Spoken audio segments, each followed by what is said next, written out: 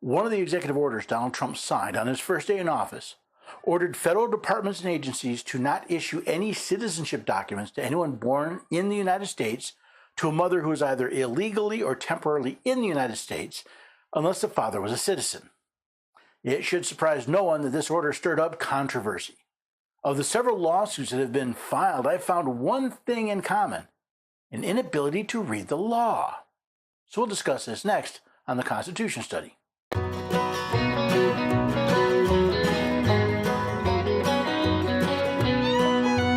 Lovely neighbors and have a few good friends. Every day we're everyday Americans. Oh, every day we're everyday Americans.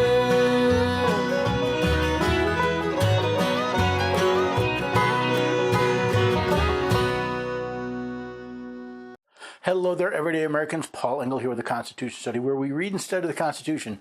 Teach your and generation be free. I'm glad you could join me today.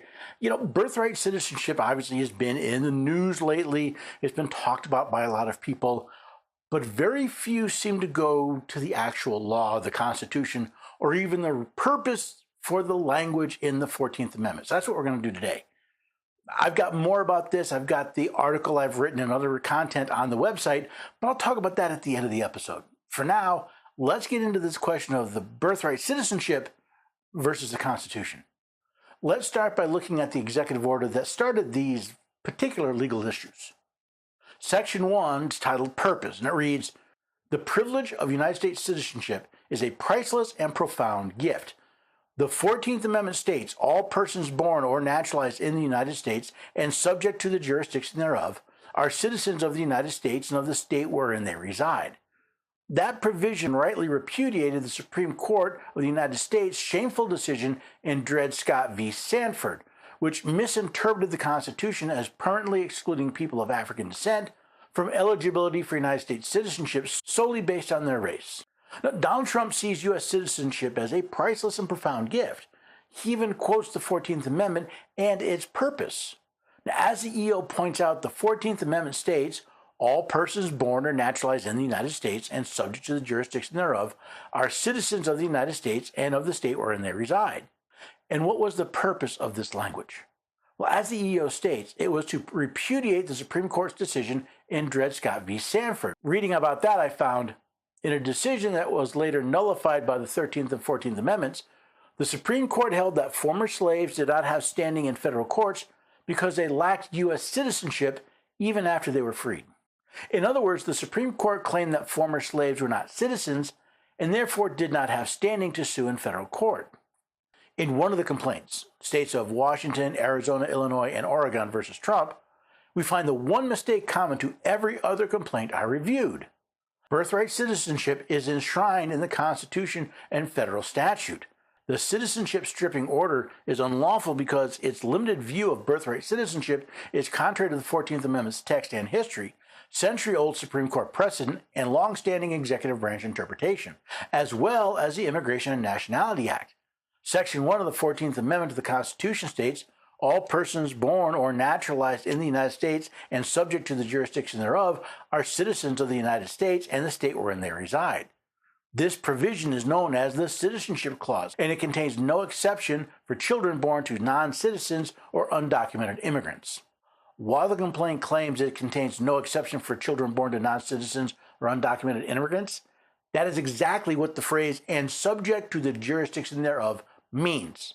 So how can we tell what the meaning of subject to the jurisdiction thereof means?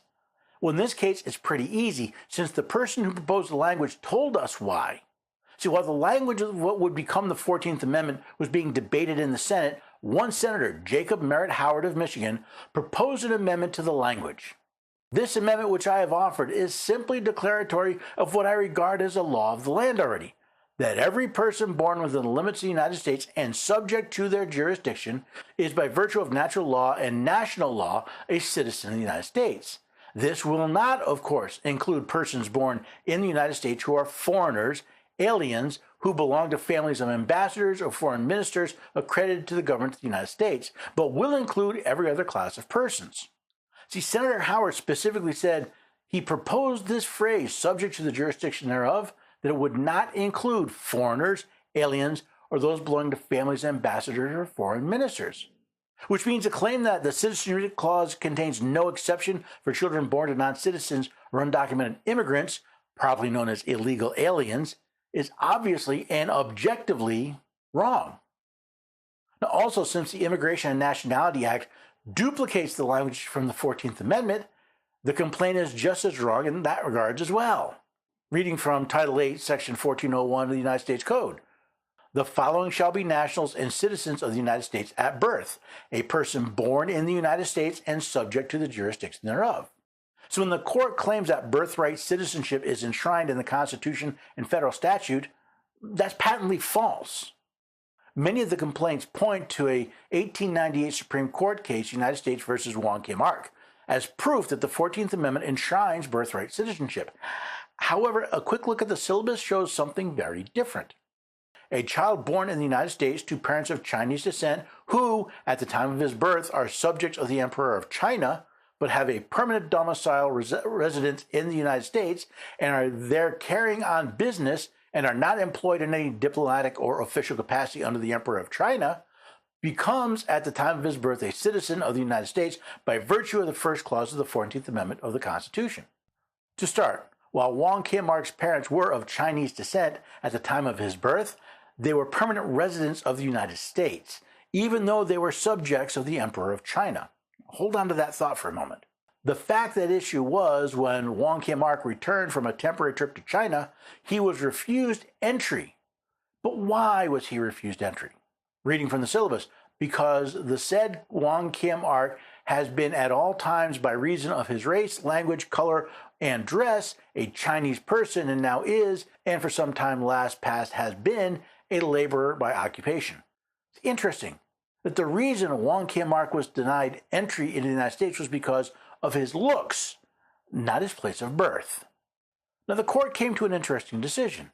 The court ordered Wong Kim Ark to be discharged upon the ground that he was a citizen of the United States.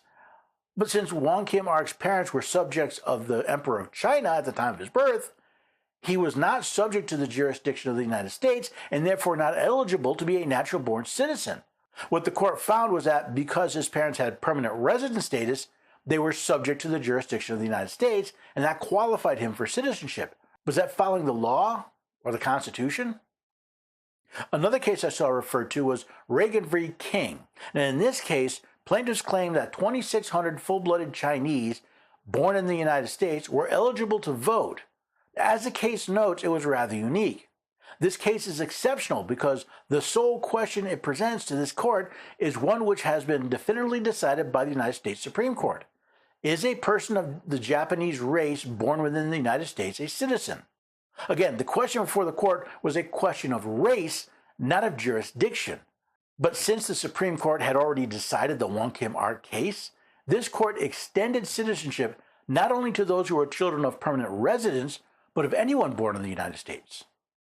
You remember when I asked you to hold on to a thought about Wong Kim Ark being a child of parents who were subjects of the Emperor of China? The Wong court tried to rewrite the Constitution to include permanent residents as under the jurisdiction thereof. Well, that may have been a logical position. It wasn't supported by the law. Then the Reagan court extended that to include anyone born in the United States. In other words, the court's creeping decisions are used to try to make the Constitution say something it not only does not say, but in fact was the direct opposite of the legislative intent. Remember, according to the Supremacy Clause of the Constitution, a decision of the court is not the supreme law of the land. The Constitution is. So when the Constitution says, and subject to the jurisdiction thereof, that supersedes the decisions by these courts. Furthermore, when a judge places the decisions of a court above the supreme law of the land, they not only are violating their oath of office, but their duty to maintain good behavior. From Article 3 we read, the judges, both of the supreme and inferior courts, shall hold their offices during good behavior. So in this scenario, who is upholding their oath of office and who is violating it? Is it the attorneys and groups who filed these complaints? The judge who issued a temporary restraining order? Or the president who tells the executive branch to follow the language of the Constitution?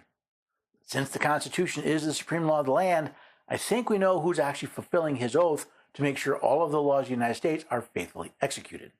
This is not the first time I've had to talk about birthright citizenship, and I doubt it'll be the last. Because try as they might, they keep looking for these judges to say the Constitution says something it patently does not. To stretch and the wording of the Constitution to try and make it mean something.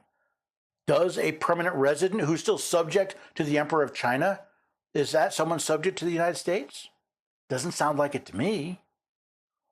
Is somebody born here also a permanent resident? Not necessarily. So we have courts deviating from the language of the Constitution, defined by the meaning of the person who authored the words and subject to the jurisdiction thereof, yet people want to uphold that above the actual text and history of the Constitution of the United States. That's where the judicial branch makes such a mess in this country. And we are dealing, again, with birthright citizenship, not because of the Constitution, not because of President Trump, but because the courts keep placing their own preferences, their own decisions, their vain belief that they are the supreme law of the land above the actual supreme law of the land. Maybe if more of us learned what the Constitution said, including the fact that it is the supreme law of the land, we'd deal less with these crazy judges and these crazy attorneys. Now, if you want to find out more, if you want to find some of my references, as I said, there's an article posted on the website constitutionstudy.com. You can find that and more at that website. Sign up for a mailing list. Hey, maybe you want to ask a question. I love answering questions. You may also want to take this new course that I found called Miracle of America. It's a great little history of the United States from the colonies to the drafting of the Constitution. It's really very interesting. So interesting that I made a deal with the publisher so that you can get a free lesson so you can try it before you buy it. Just go to constitutionstudy.com/1776 study guide. That's the numerals, 1776 study guide. And you'll be taken to a custom landing page just for Constitution Study listeners. You can check out the course, see more about it, but more importantly, you can enroll for your free lesson on God's natural law. Give it a try. It's absolutely free. Something else you might want to try is Patriot Mobile, America's only Christian conservative wireless provider. Stop funding places and companies that are trying to destroy our rights, both directly and through the organizations they support. Support organizations that believe what we believe, like Patriot Mobile. They provide the same 4G and 5G coverage on the same networks and same towers that the major carriers use. But they support organizations that are protecting our constitutional right, including your freedom of speech, freedom of religion, freedom of the press, even your right to life. Go to patriotmobile.com/constitution, find a plan that works for you, maybe find a discount for NRA members or families with multiple lines, and then use the code Constitution at checkout to get free activation. Once again, that URL is patriotmobile.com/constitution to find a plan that works for you, and the code is Constitution to get free activation when you change your lines. I've been very happy with Patriot Mobile, and I'm pretty sure you will be too. Now, whether you do that or just head to the website and maybe go to the shop and buy a book or donate or just share these videos, these audio podcasts, whatever you do, I hope you come back here and maybe bring a few friends the next time we meet here for the Constitution Study.